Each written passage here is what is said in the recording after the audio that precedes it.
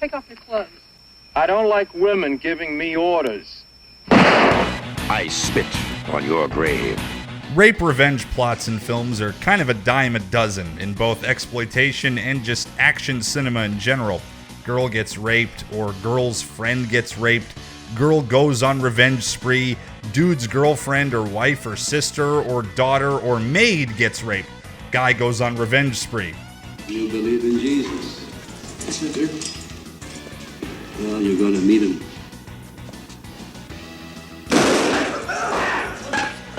It tends to be the woman that gets raped.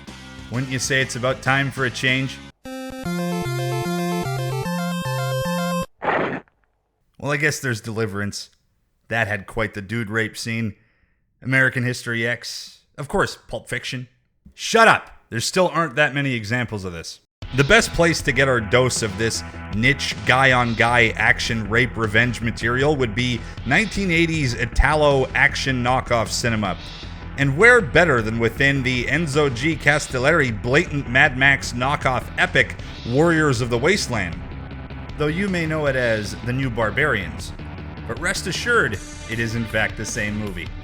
Now, of course, I'm not going to make this whole video into a thing about how progressive the film is due to the lead macho manly man hero getting raped by the somewhat femme glam rock looking male baddie, and eventually getting his rape revengeance, because it's not progressive at all. It's just simply sleazy Italian Z-grade cheese greatness.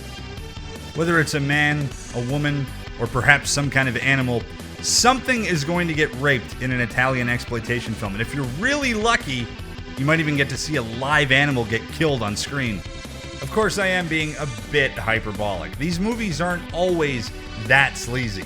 Warriors of the Wasteland in particular is mostly just a fun Mad Max exploitation action vehicle that just so happens to also feature man rape. I think it might be time to get off the subject of rape before YouTube literally destroys my entire channel. To change the subject a little bit, let's talk about Fred Williamson.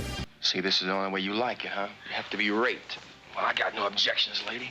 Stop it! Oh, for fuck's sake! Lowest of the lowbrow humor aside, this movie rocks. It takes a lot of what makes Mad Max and Road Warrior really cool and uses those things to its advantage.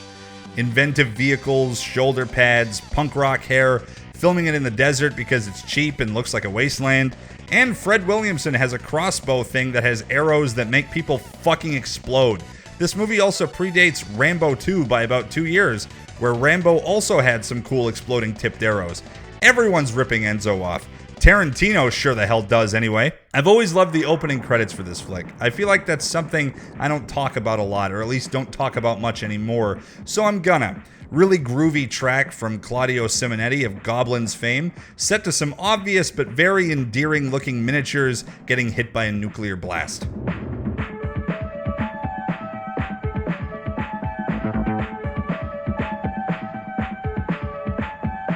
Humanity survived only to face a new nightmare. These guys. Books.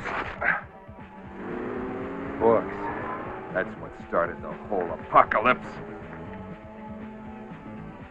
The Templars, a religious fanatic fringe group dressed like Electric Dream Machine, with quite the diabolical plot in mind. The world is dead. It raped itself. But I'll purify it with blood. No one is innocent. But only we, the Templars, are the ministers of revenge. Oh my god, I need to point this out because I only just noticed how fucking adorable it is. Remember the gas compound in Road Warrior? When we first see it, it's being circled by Humongous and his ass-chappy goons.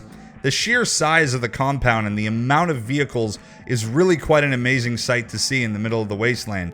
I feel like New Barbarians kinda attempted to recreate this. These good guys here have a little compound camp thing of their own, a literally little one. And here we have the bad guys circling it with their little dirt bikes and dune buggies. This is so cute. Even with how silly this looks though, this scene and others have some really sharp action sequences.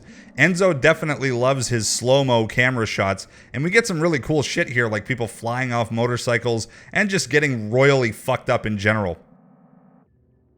Our hero is this rather lavishly dressed fellow who drives around in this super groovy green bubble car.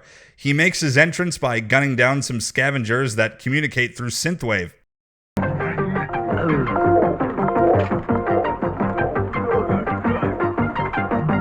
I bet if you looped this correctly, it would look like he's shooting these guys forever.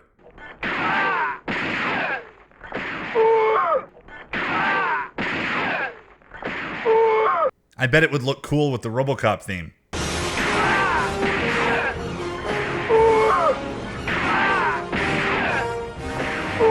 You like this, you fucks? This is what happens when I play-by-play. Did you really miss this shit? If you did, leave a comment in the comment section thing below. Or don't. Whatever. Scorpion here teams up with the little kid from House by the Cemetery and the goddamn Hammer himself to take down the awful buttfuckers of the post-nuclear future. Also, this chick that seems to own the last pair of snowboard goggles. At least hairspray is still in vast abundance. Fred Williamson is such a badass that he has the Infinity Gauntlet with almost every Infinity Gem in it. He doesn't even use it, just uses his bow and arrows and fucks people up with that instead. You know, I almost wrote that line out. I mean, it just felt like I was trying to be too modern. I mean, ooh, MCU, Infinity War reference. But honestly, it does look like he's wearing the Infinity Gauntlet. So fuck you, it's staying in. Glam rock Raul Morales has a history with Scorpion. Wants him to join the Templars, or maybe he was a former Templar or something. I don't know. I wasn't paying any attention. But basically, that's why he rapes him. I suppose his logic is that by pumping him in the ass, he makes him a Templar for life, whether he wants it or not. Which begs the question, has Eastman ass blasted all of these guys? Even this guy? Oh man. You know, Scorpion kind of deserved it anyway. He gets a bit rapey with this chick. He still somehow manages to get some from her though, and they bang in a green bubble tent. The first time I saw this flick, I thought they were banging in that little green bubble on the top of his car.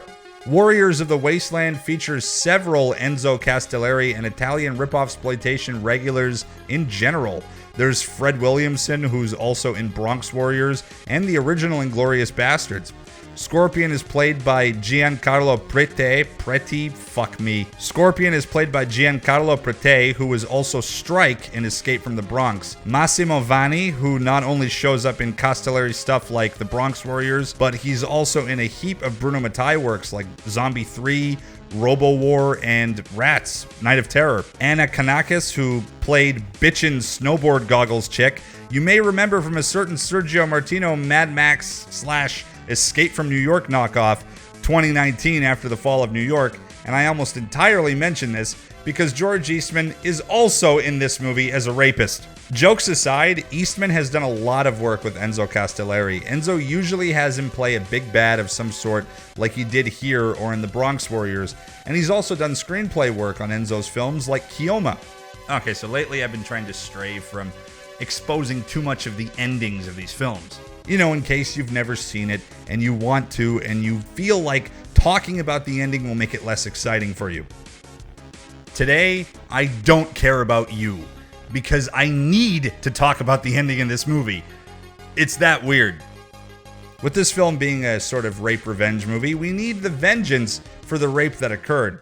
So here's how screenwriter Tito Carpi chose to handle that, and how Enzo Castellari decided to direct it. Scorpion shows up to confront One. Yes, that's Eastman's name in the film. One. And he's wearing this fucking plastic see-through muscle bubble suit. For what reason, I really don't know. Maybe it's symbolic? Symbolic of what, though? Is it a reclaiming of his masculinity sort of thing? He then proceeds to fuck Eastman with a car. He fucks Eastman's car with a car that has a spike on it, rams it from the back, and impales Eastman likely in the butt and kills him. Eastman raped him, so he raped him back to death.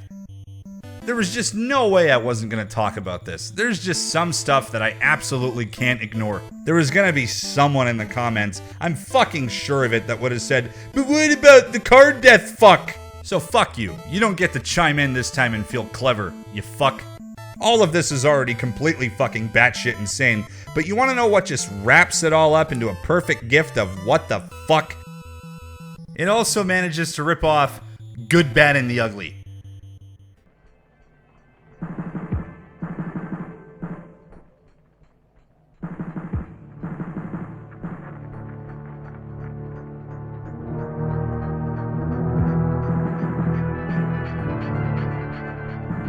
Where the hell do we even go from here? I don't know. Here's the whole uncut scene of the Road Warrior-esque hero getting power plowed by the Lord Humongous villain. Enjoy.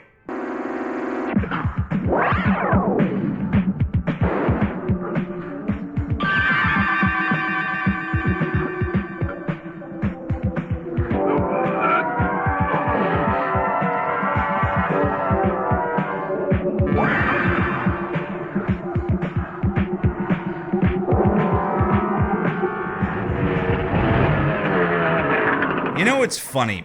This movie has a scene where a man is canonically butt-fucked by another man. But this is still not the gayest thing that I've covered on this show. Your biggest challenge is the one that lies within yourself. Know what you This is some life I'm leading. And the shit is always leaving. A drunk, a pervert, a junkie, and a sodomizer. What you can call me, that's a womanizer. Monetary support, Patreon, and merch. Links in the description. More quality entertainment? Catch me on Radiodrome with Josh Hadley and Cecil from Good Bad Flicks on 1201beyond.com. And be sure to check out some of the other shows. Support badass synthwave artists like Perturbator on bloodmusic.com. You have everything to lose. I have everything to gain.